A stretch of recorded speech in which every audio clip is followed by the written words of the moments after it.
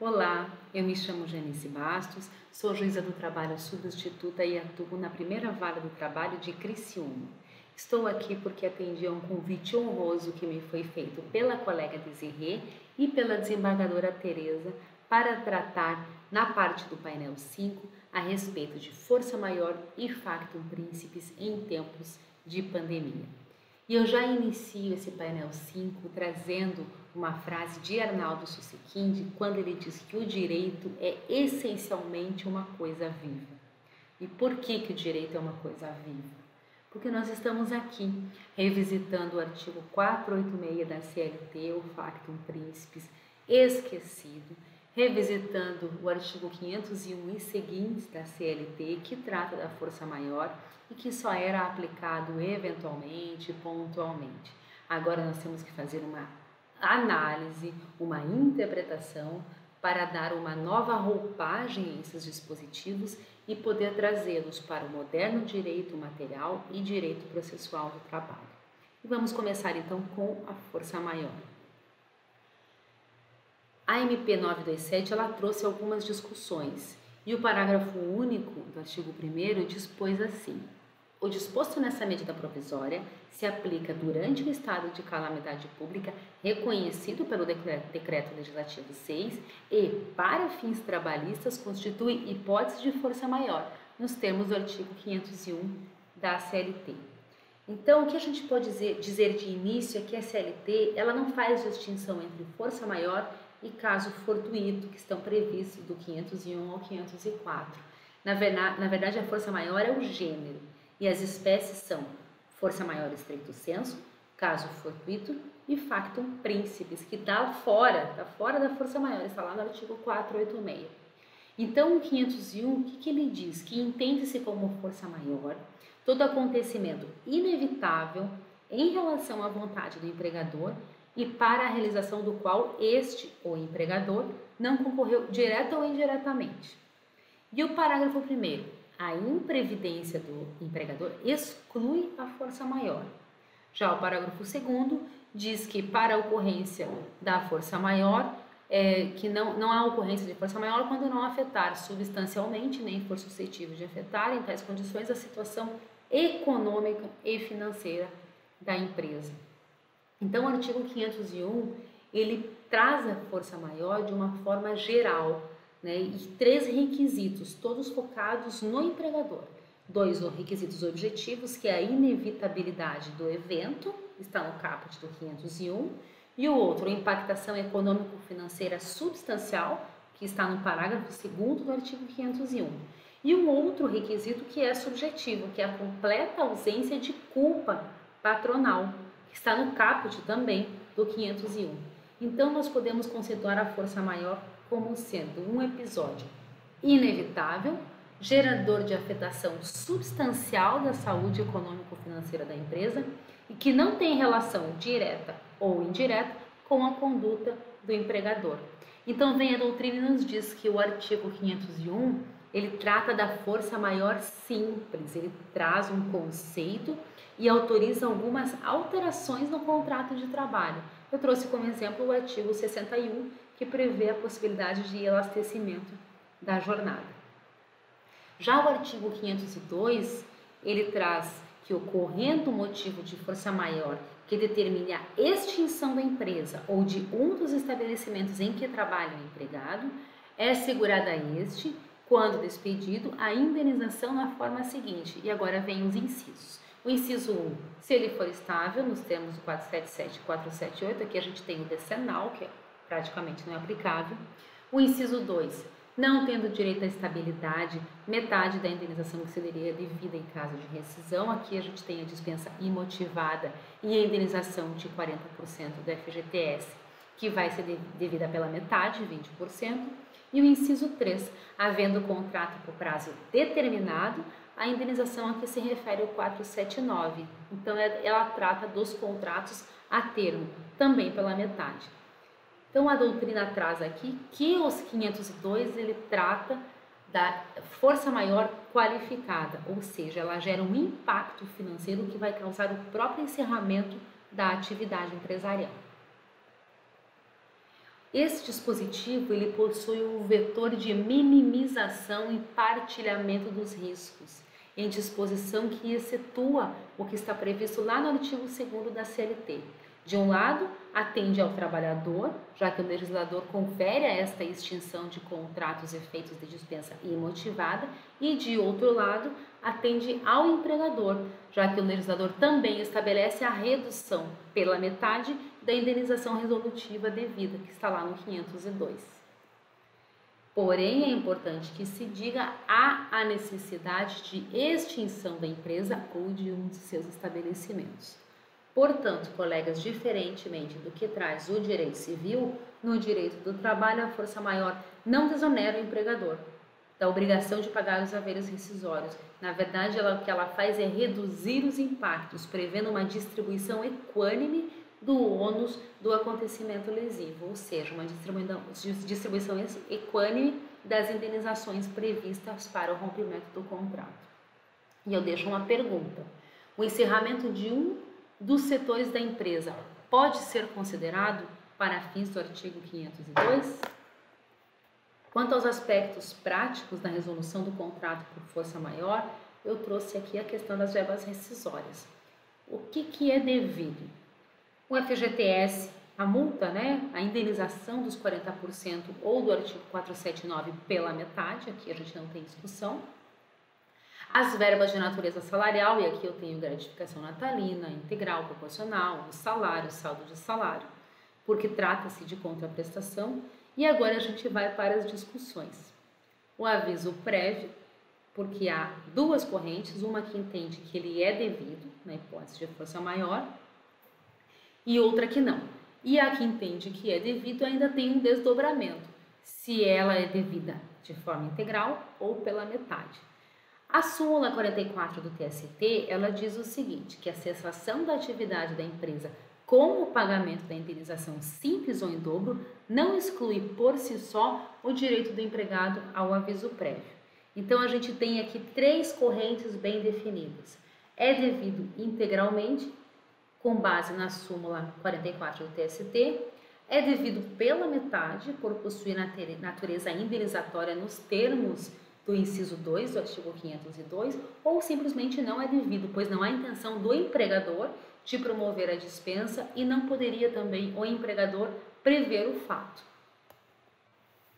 Quanto às férias integrais simples ou em dobro, eu não vejo problema, elas devem ser pagas na íntegra, porque já incorporaram o patrimônio jurídico do trabalhador, mas a gente tem aqui as férias proporcionais indenizadas, que também há o desdobramento de duas correntes.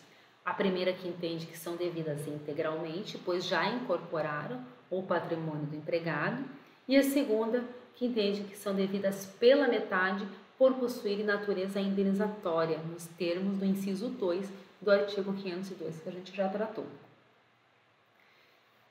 Quanto ao artigo 503 da CLT, ele trata da redução salarial. Ele fala brevemente de que em caso de força maior é lícita a redução do salário mínimo da região na proporção e até o limite de 25%.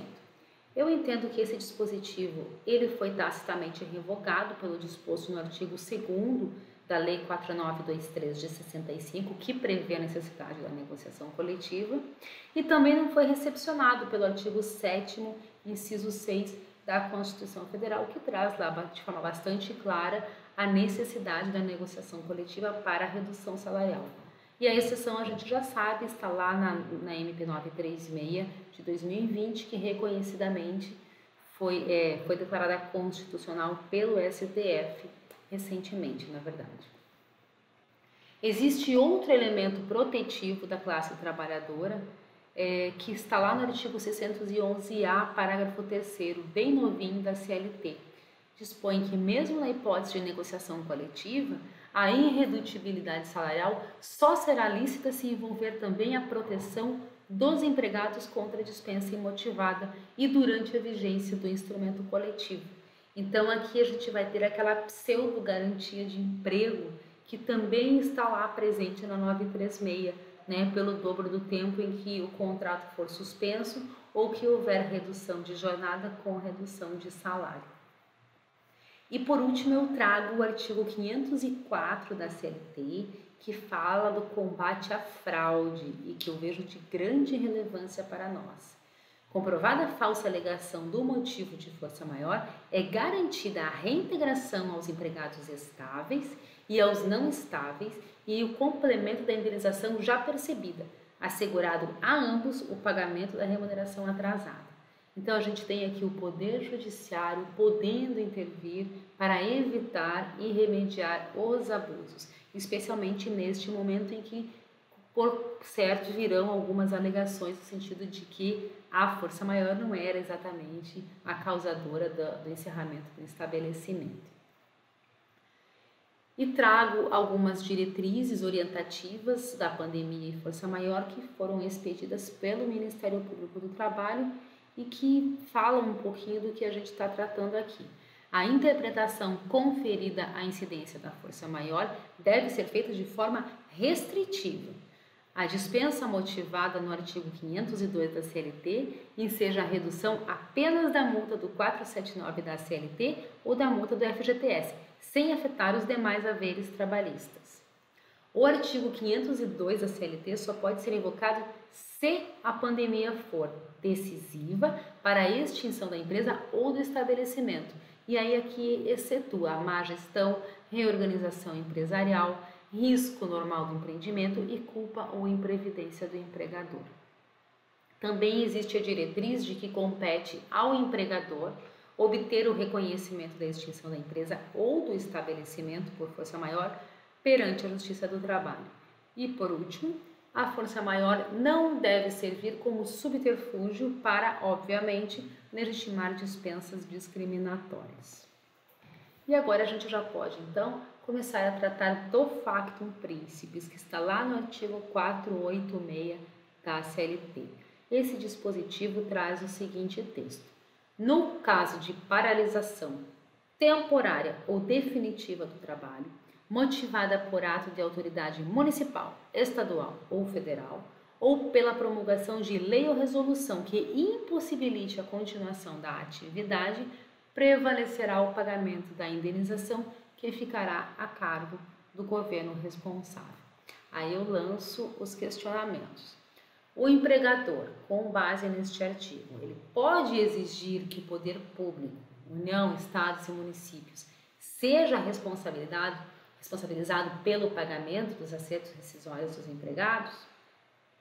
Incide a premissa de assunção dos riscos do empreendimento prevista lá no artigo 2º da CLT? O que a gente pode dizer é que há requisitos. Primeiro, paralisação temporária ou definitiva da atividade, e o segundo, o ato de autoridade municipal, estadual ou federal, ou ainda uma lei ou resolução que impossibilite a continuação da atividade. De fato, numa análise literal do dispositivo, a gente até pode concluir que é aplicável, sim, a teoria do factum principis aos casos de rompimento de contrato decorrente da pandemia, do encerramento de atividades por conta da pandemia. No entanto, nós, como operadores do direito, nós bem sabemos que esta interpretação literal, ela é a mais rasa, né? E que é necessário, especialmente no momento em que nós estamos vivendo, trazer outros elementos, utilizando-se da teoria da Cláudia Lima Marx, que diz que nós temos que fazer o diálogo das fontes, né? Então, buscar no ordenamento jurídico subsídios para nos fazer ou nos permitir que entendamos de fato o que é o factum principis e de que forma ele vai se aplicar no nosso direito material e no nosso direito processual, se for o caso de se aplicar aqui na hipótese da pandemia.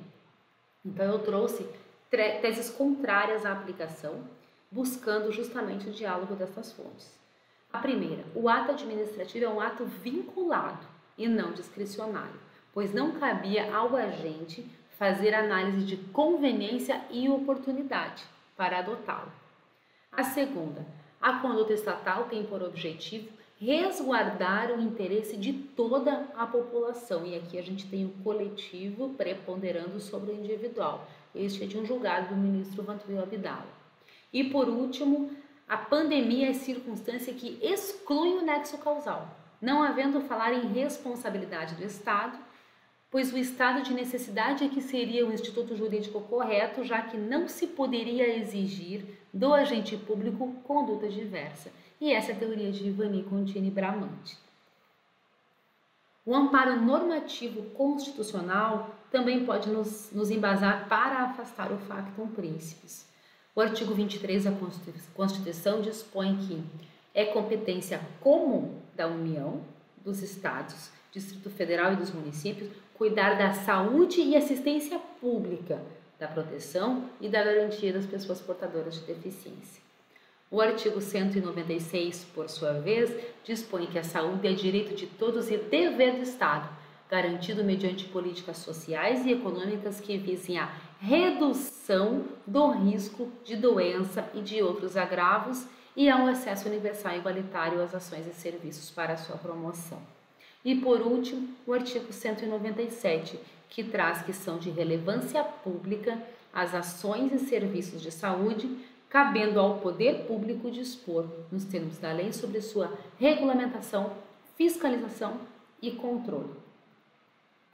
Eu trago ainda a Lei de Improbidade, a Lei 8429 de 92, que no seu artigo 11 nos informa que constitui ato de improbidade administrativa que atenta contra os princípios da administração pública, qualquer ação ou omissão que viole aqueles direitos que nós conhecemos, honestidade, imparcialidade, legalidade e lealdade às instituições e, notadamente, no inciso 2, retardar ou deixar de praticar indevidamente ato de ofício. Então, o inciso 2 da Lei de Improbidade, ele vai ao encontro das disposições constitucionais e nos traz a informação de que o Estado agiu no exercício regular de um direito, na verdade, de um dever. O Estado tinha o dever de agir. Não se trata de ato discricionário que vai beneficiar unilateralmente a autoridade estatal. As ordens ocorrem como mera decorrência do cumprimento de responsabilidades que são indeclináveis de quem governa. Ainda que este ato estatal possa ser o agente que causou o prejuízo empresarial, o verdadeiro nexo causal ele tem que ser estabelecido e relacionado à catástrofe humana e natural, ou seja, ao coronavírus. Nestes termos, então, a administração e a própria empresa estão compelidos a agir rapidamente para preservar a vida dos empregados e dos demais cidadãos. E eu trago mais uma ponderação. Não há que se falar então em factum principis no caso de o devedor da obrigação não experimentar todas as possibilidades que foram oferecidas para superar e remover esta resistência da administração. E a gente tem aqui algumas hipóteses, a MP 927, a MP 936, a MP 945 e algumas outras, que dispõem sobre antecipação de férias e feriados, teletrabalho, redução de jornada e salário e suspensão do contrato com o recebimento do benefício emergencial, concessão de crédito do programa emergencial para pagamento de folha, alguns descontos tarifários que beneficiam os avulsos, dentre outras então. Mas e se for reconhecido o factum principis? Quais as verbas devidas pelo poder público? Aqui a gente também tem duas interpretações. A primeira é que diz que a indenização de 40% do FGTS e também a integral do artigo 479 e a que trata de uma indenização pela metade, 20% do FGTS, da multa, né, e 20% da previsão do artigo 479, da indenização. A primeira corrente se ampara no sentido de que a benesse legal de se pagar metade da indenização adicional é dirigida aos empregadores e não a terceiros, de modo que a administração deve indenizar de forma integral, até porque foi ela que deu causa. E a segunda corrente, ela destaca que por se tratar de espécie de força maior, incide então o artigo 502 e incisos da CLT. Com relação às demais verbas rescisórias, elas continuam, então, ao encargo do empregador. Em relação aos aspectos processuais, é importante que nós abordemos como será procedimentalizado o requerimento de reconhecimento do factum principis. O artigo 481, parágrafo 1º da CLT, ele traz que quando o empregador invocar em sua defesa o preceito do factum principis, né, O Tribunal do Trabalho competente notificará a pessoa, o direito público, é o agente, né, apontado como responsável, pela paralisação, para que em 30 dias ele alegue o que entender de direito e vai passar então a figurar no processo como chamado à autoria. Então fica a dúvida, o que a gente tem aqui? Qual é o instituto? É uma sucessão processual ou substituição processual que está prevista lá no artigo 338? É uma denunciação da lide ou é um chamamento à autoria? Eu procurei desdobrar para a gente tentar entender melhor. A sucessão processual ou substituição de parte, ela vem lá no artigo 338 do CPC, que diz que, alegando o réu na contestação ser parte ilegítima ou não ser o responsável pelos prejuízos, o juiz facultará ao autor em 15 dias a alteração da petição inicial para a substituição do réu. Então, o réu na defesa ele vai poder alegar ser parte ilegítima, que é o tema processual, ou não ser o responsável pelo prejuízo invocado, que é o tema de mérito. O autor, se o réu invocar o fato do príncipe, ele pode fazer a opção que melhor lhe aprouver, que está lá no artigo 338 ou no artigo 339. Ele pode apenas manter o réu no polo passivo, que é o empregador. Ele pode substituir o réu primitivo, que é o empregador, pela autoridade ou pelo órgão público, a sucessão de parte ou substituição processual, ou ainda a terceira opção, que me parece a mais provável, que é requerer a formação de litisconsórcio passivo facultativo, trazendo ao feito também a autoridade. Por que é a mais provável? Porque nós já falamos, né, que o factum principis vai onerar a administração em uma parte dos haveres do empregado, mas não na totalidade, porque as demais verbas são de responsabilidade do empregador. Então, é bem provável que, neste caso, mantenham-se os dois em litisconsórcio passivo facultativo no processo. E um destaque também é que, desde o ajuizamento da ação, a parte autora pode, de fato, acionar a autoridade responsável também como codemandada. Existe essa faculdade. Quanto à denunciação da lide, surge então uma nova ação com caráter incidental ou de ação secundária, onde a parte requerente é o réu, que é o denunciante, e a parte requerida é o terceiro, que é o denunciado. No caso do fato do príncipe, o fundamento está lá no inciso 2 do 125, que dispõe que é admissível a denunciação da lide, promovida por qualquer das partes, aquele que estiver obrigado por lei ou pelo contrato a indenizar em ação regressiva o prejuízo de quem for vencido no processo. O direito regressivo será exercido por ação autônoma quando a denunciação da lide for indeferida, né? Então, na sentença haverá o exame de duas leis, a do autor versus o réu e a do réu demandante versus o denunciado.